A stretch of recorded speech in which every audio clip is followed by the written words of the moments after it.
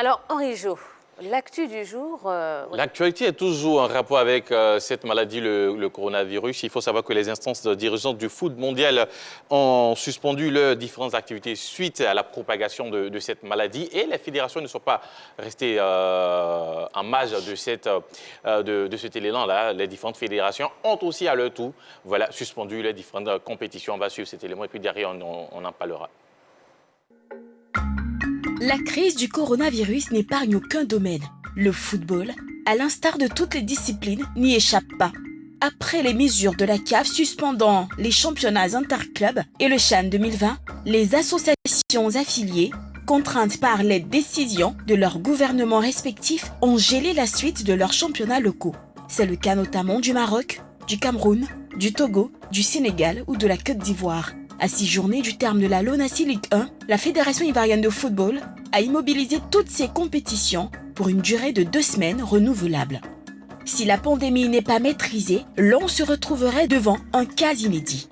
Actuel leader de la Ligue 1, le Racing Club d'Abidjan ne serait pas désigné champion de Côte d'Ivoire quand l'identité du vainqueur de la Coupe nationale à l'étape des 8e de finale resterait un mystère. Difficile serait-il de désigner les prochains représentants ivoiriens pour les coupes africaines elles-mêmes arrêtées. Une situation complexe que ni la CAF ni les fédérations n'ont encore abordée, à l'heure où les idées sont rivées sur le coronavirus. Alors, selon vous, est-ce qu'il faudrait annuler la saison en cours du fait de la suspension due au coronavirus? Oui ou non sur vos ardoises? Monsieur Cissé, vous avez une petite ardoise devant vous, vous écrivez oui ou non. Est-ce qu'il faudrait annuler la saison? Et vous également, à la maison, je vous le disais, allez sur la page Facebook de la 3 et vous participez à l'émission. Alors, j'ai dû... Ah ben, tout le monde dit non. Le Racing Club ne va pas dire oui quand même. Ah ben... Logos, allez-y. Ouais. Pourquoi est-ce qu'il ne faudrait pas annuler la saison? Bon, on comprend bien votre position, aujourd'hui, je pourrais dire, hormis l'intérêt personnel, pour moi, aujourd'hui, c'est un intérêt collectif, étant donné que au plan international, déjà, personne n'a annulé, personne n'a encore pris la décision d'annuler quoi que ce soit. Je pense que c'est important qu'on reste à l'écoute. Nous ne restons que 6 journées. Je pense qu'en un mois, maximum, on pourra peut-être finir avec cette histoire du championnat ivoirien. Si on dispose assez de temps, même si ça prend un mois, à ce que la pandémie soit un peu réglée, je pense qu'au bout d'un mois, maximum, on pourra régler cette histoire de compétition ivoirienne et puis passer à une saison prochaine. Maintenant, si au niveau de la CAF, rien n'a été reporté, qui demande à ce qu'elles soient annulées, je pense qu'il fallait que nous aligner. On n'aura pas le choix. Ben oui.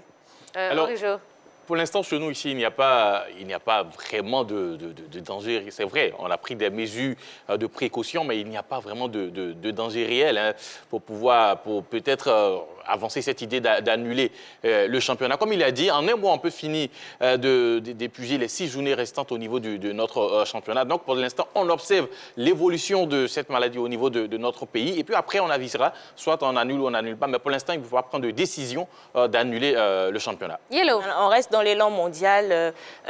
Jusque-là, on n'a pas de joueurs ivoiriens, de club ou du championnat qui a été touché. On voit l'Italie dont les joueurs ont été touchés, mais qui n'a pas arrêté son championnat en tant que tel. Donc, pour nous, il faudrait continuer. C'est vrai que le championnat subira des changements ou de légers décalages, mais il faudrait toujours continuer la saison. Il ne faut pas aller vite en besogne, on peut décaler le calendrier. Il a parlé en un mois, ça peut se jouer. Donc pour l'instant, attendons d'analyser la situation. En fonction de la situation, on pourra prendre des décisions. Et puis je pense que pour l'instant, en Côte d'Ivoire, on maîtrise un tant soit peu pour l'instant la maladie parce que en Côte d'Ivoire, ce n'est pas comme en Italie. Donc pour l'instant, on peut quand même mettre balle à terre, évaluer la situation et puis après se prononcer. Mais est-ce qu'il fallait attendre que les autorités politiques prennent les devants, prennent les mesures avant d'agir? Chaque pays a agi en fonction de la situation, chaque fédération plutôt a agi en fonction de la situation dans son pays. Voilà, il ne fallait pas tout de suite aller vite en besogne pour suspendre les différentes compétitions. Il fallait attendre un peu, de voir un peu comment ça se comporte, comment ça se manifeste dans le pays afin de prendre des décisions. Par exemple, du côté du Maroc, très tôt, ils avaient déjà pris des mesures pour essayer de contrecarrer cette maladie, notamment les matchs à huis clos et puis la volonté de ne pas jouer avec des équipes venant des pays touchés par cette pandémie. Donc, les décisions sont venues en fonction de la situation dans chaque pays. Donc, voilà.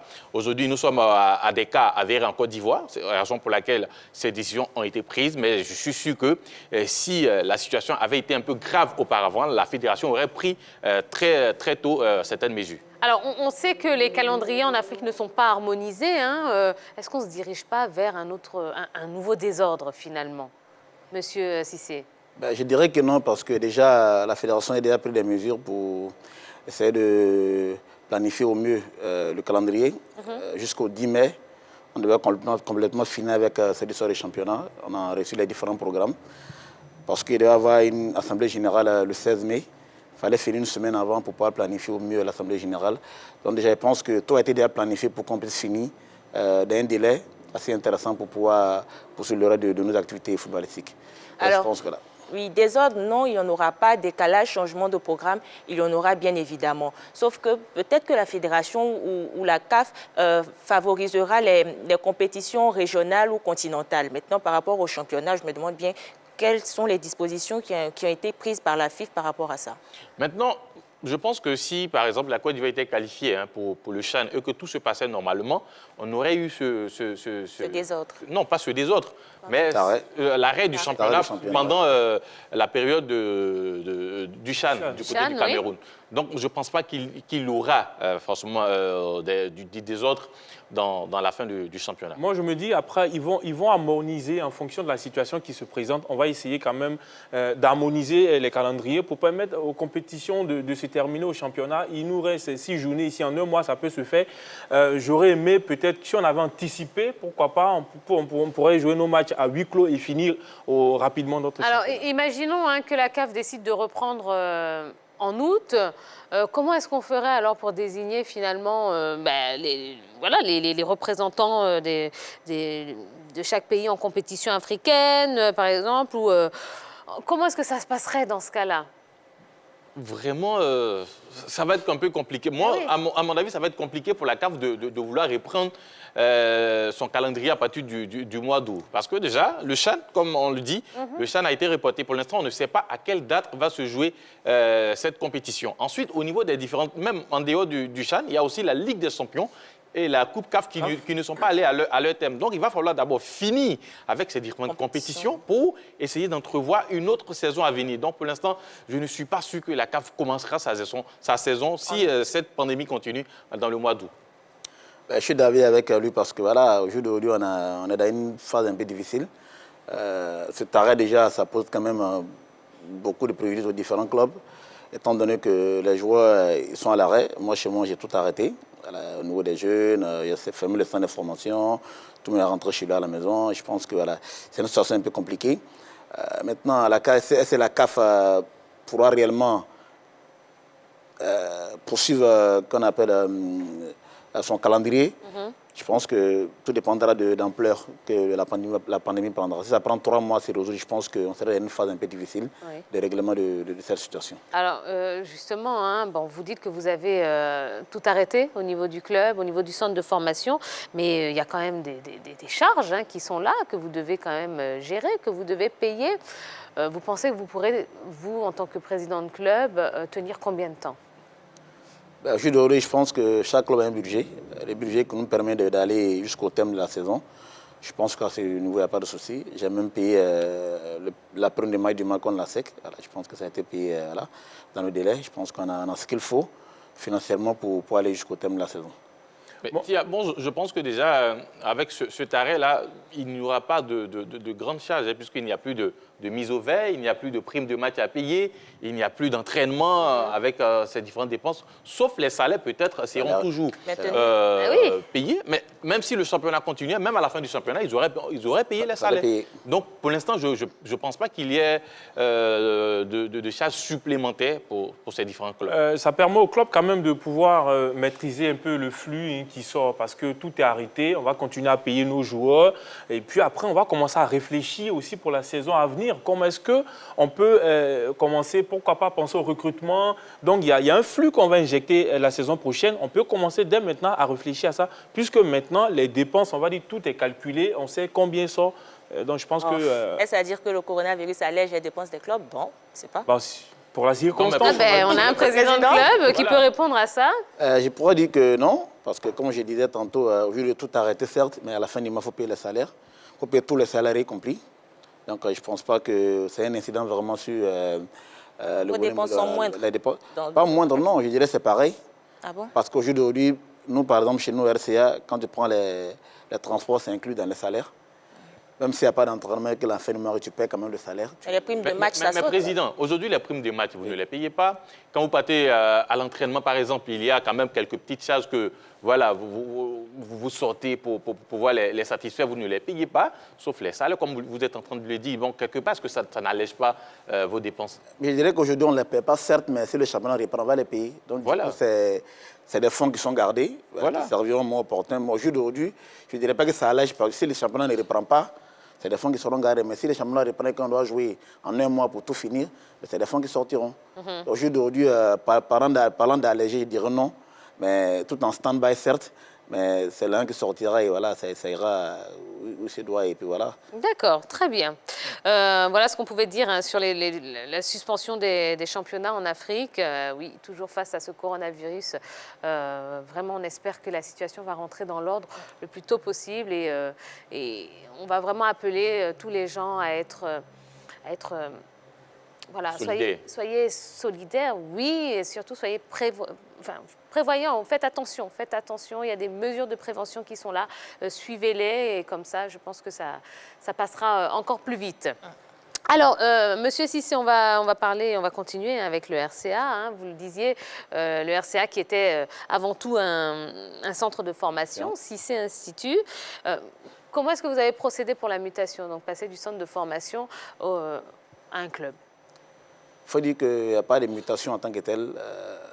Le club qu'on a acquis en son temps, c'était Kokumbo, qui était un club bien conçu, qui était en 3e division. On n'achète pas les clubs ici, puisque les clubs sont des associations.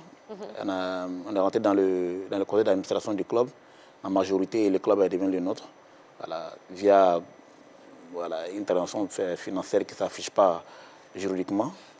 Je peux dire que, voilà, partant de là, vous savez, quand tu prends des jeunes depuis tout petit, tu les formes jusqu'à un certain niveau, il faut ouvrir une carte de compétition pour ces jeunes, sinon ça ne passera pas. Voilà. En matière de formation, il y a plusieurs étapes. Il y a la formation, il y a la compétition, il y a la préparation à la compétition de ces jeunes-là, pour qu'ils puissent arriver au haut niveau. Quand nos jeunes ont atteint ce niveau, il fallait trouver forcément un club pour les faire compétir. Donc on a arraché ce club-là, qui était Kokumbo. Puis voilà, je pense que les choses sont faites naturellement. Aujourd'hui, on a terminé champion de Ligue 3, un an et demi après. La Soyenka a suivi, on a fait une année d'observation en Ligue 2. La Soyenka a suivi après, on a terminé champion de Ligue 2. Et on est monté en Ligue 1. Président, quand vous arrivez en Ligue 1, c'est vrai, il y avait le WAC qui avait tenté ce coup-là de devenir champion, mais barré par la SEC. Et le WAC étant monté a su se maintenir, a même joué une Coupe d'Afrique. Est-ce qu'à votre arrivée, vous n'avez pas été inspiré par l'aventure du WAC pour votre maintien? Il faut dire que le WAC et le RCA, je pense que c'est deux entités différentes, pas avec la même vision.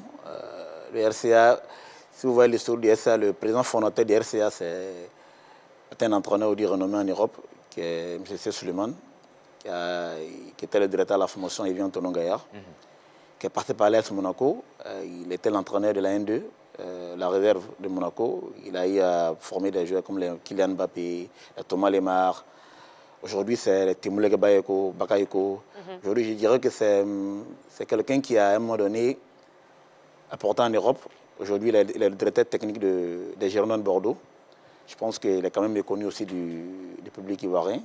C'est quelqu'un d'assez discret, qui pose dans l'ombre, voilà, qui a créé un peu ce club. C'est un institut qui est devenu RCA par la suite. Et je dirais qu'il a un savoir-faire qu'il essaie quand même de mettre en pratique. Et quand il vient ici, il forme à 100% tous nos coachs, tous nos formateurs, qui font que à la suite, ce savoir est transmis à tous les jeunes qui viennent derrière.